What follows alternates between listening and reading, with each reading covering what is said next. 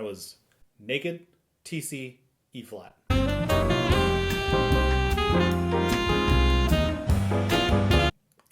Welcome back. Thanks for tuning in. Today, I'm excited to bring to you some very delicious, crispy B flat and A sharp altissimo fingerings for alto saxophone. Once you get over the hurdle of getting your G, G sharp, and A to speak, hopefully those previous videos I made on the subject are going to help you out. Once you get past that hurdle, you're going to find that B flat and higher, the horn sort of opens up and you kind of have limitless possibilities in the altissimo. So these fingerings are going to reflect that. They're all very reliable. They all speak clearly. They're all good. Dare I say great. And I actually got my act together. I organized these based on my horn, based on my playing, based on my setup, based on my physiology, everything. I organized the fingerings in order of flattest to sharpest. The first fingering is the Eric Marienthal B flat, okay? Maybe you guys have seen that pirated Russian video on YouTube of Eric Marienthal's Tricks of the Trade. I haven't. I purchased it like a good person. But on that video, on that product, I should say, he demonstrates all of his fingerings, and he just happens to be playing a Yamaha, a silver one, mind you, and he uses 3, which was really surprising to me coming from a Selmer, because that fingering does not work on a Selmer. Or, I keep saying that, and people keep writing me and saying, like, dude, that's my favorite fingering. That's fine. If it works for you, I'm really happy it does. I'm just explaining kind of my own experience, and hopefully some of you can relate. Anyway, so that fingering for B flat is just 3. You got it. 3 and the octave key. Naked. It's a good one though. Also, I should mention, it's really cool when you get your first B flat in the altissimo, because it opens up your first 3 octave scale. That is unless, of course, you're cool guy McGee with your low A on your alto or soprano, in which case when you get your first A, you get 3 octaves. But not all of us can be that cool, right? So here on this B flat, I'm going to demonstrate the 3 octave scale for each B flat fingering that I display.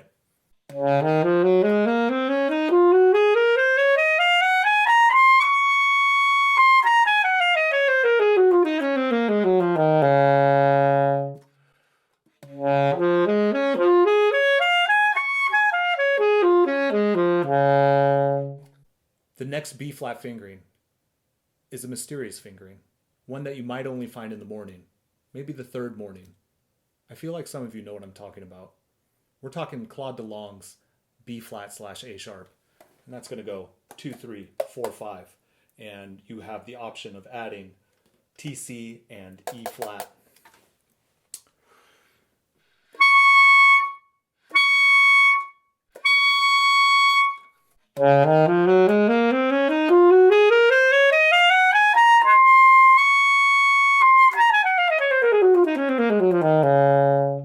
Not bad, not bad.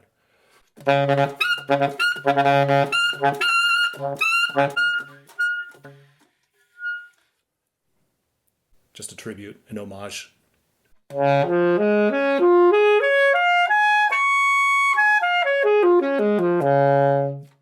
Not bad. Next comes a wonderful fingering that I also got from Claude Delangle. It goes 3, 5, 6, E flat, and TA. This is also a really nifty fingering for soprano. Actually, a lot of these are, so stay tuned or try these out on your soprano and see if they work. Anyway, that one goes.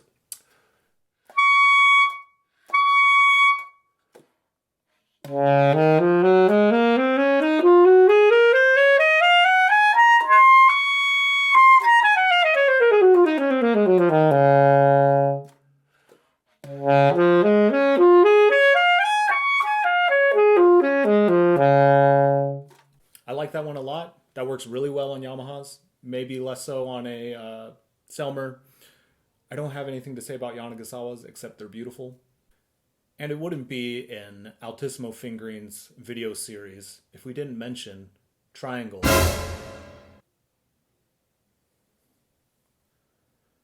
That's right, Triangle B flat / A sharp.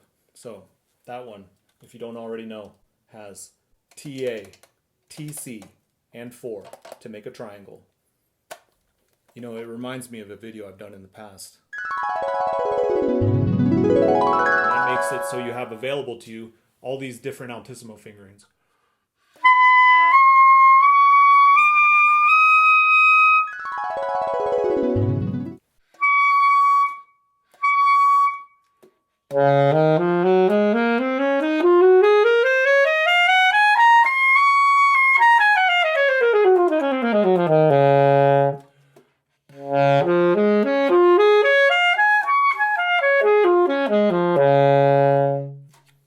The next fingering on our list is 3 and TC with optional TA. TA I find brings down the pitch a little bit. You may have different results. TA also makes it a little bit less reliable, so beware.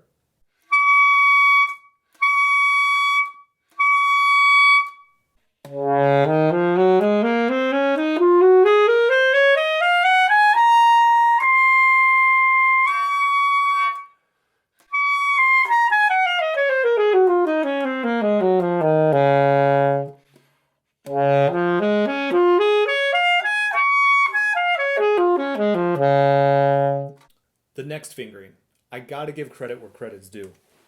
This was one of the first B flats I ever learned, and I gotta give credit to David Henderson, who's a legend. Studied with Lon Dex, studied with Joe Allard, studied with Don Cinta, plays with the San Francisco Symphony often. If you don't know this man, check out the San Francisco Saxophone Quartet. Amazing. That fingering goes 2, 3, 4, 5, 6, high D.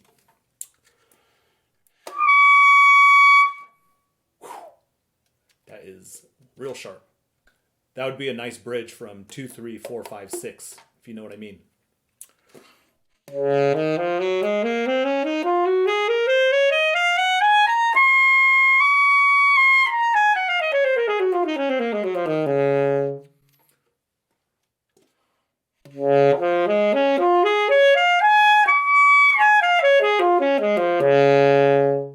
Whew, nothing comfortable about that, but it certainly brings up good memories. The last fingering, I've seen this one, I think in the Ted Nash book, but I also had it on Claude Delangle's fingering chart, is 3, 4, and 5. 3, 4, and 5, this is the sharpest fingering on my list. It is super responsive. It is super clarion. Looks like nobody called me out for using that word the other day. Maybe I'm still using it in the wrong context and y'all are just being nice. So this fingering is A-okay with me. It's just probably if you're playing a softer setup, it's going to work best for you. Also, very accessible. I mean, if you have 3, 4, 5 down, you can go from anywhere and get that. I'm trying to think of what fingering I'm going to use for the scale. It's best to pair a sharp fingering with a sharp fingering, right? That makes sense, right? Okay, so we're going to use definitely 2, 3, 4, 5, 6, and some variation, I think, with the C. Oh yeah, that's going to be good. Let's try that.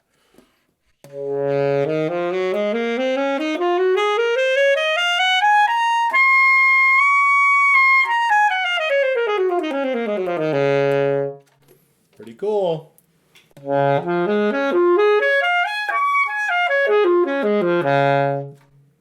You can also do that arpeggio, by the way, going through front. I should mention that.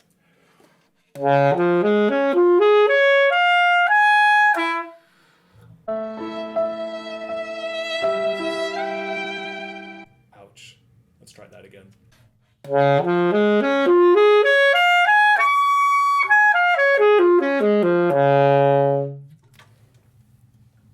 Much better. Okay. So that concludes all of the B flat fingerings I know.